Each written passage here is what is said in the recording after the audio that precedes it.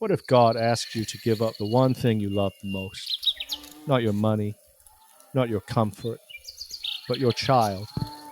This is the story of the ultimate test of faith, the story of Abraham and Isaac. Long ago, in a land shaped by deserts and distant mountains, lived a man named Abraham.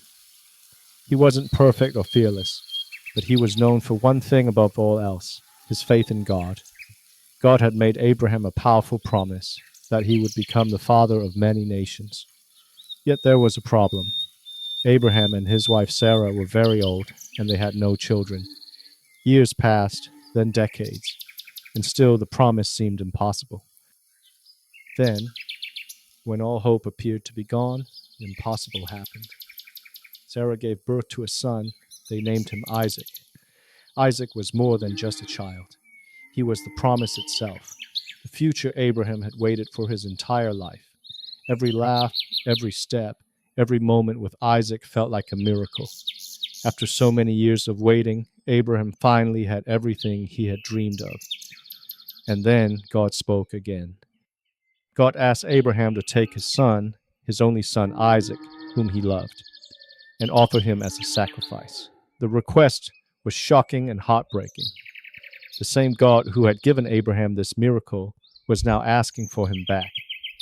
That night, Abraham did not argue or question God. He didn't delay. Instead, he prepared the wood, gathered his supplies, and quietly set out the next morning with Isaac.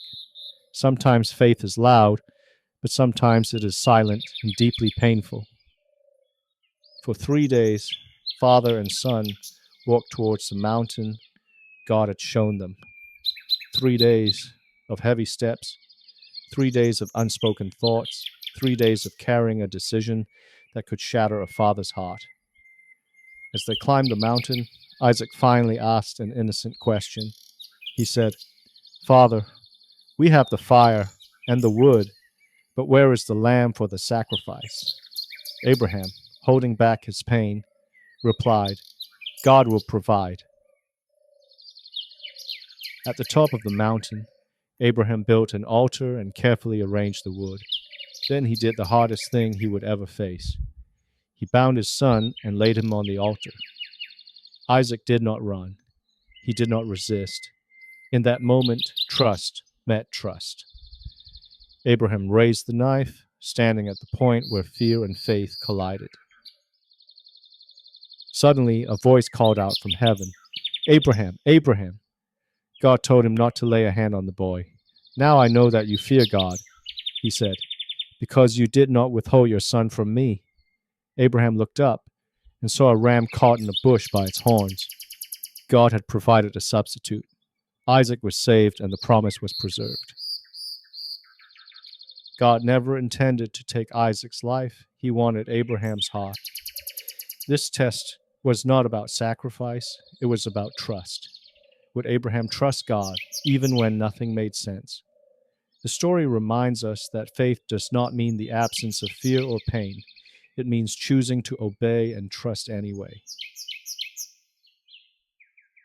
We may never face a test as extreme as Abraham's, but we all face moments where we are asked to let go of control, of fear, or of something we believe we cannot live without. Abraham did not know how God would provide, but he believed that he would. And in that belief, God proved faithful. The story of Abraham and Isaac reminds us that God sees the bigger picture. What feels like loss may be preparation. What feels like delay may be protection. When faith is tested, God is never absent.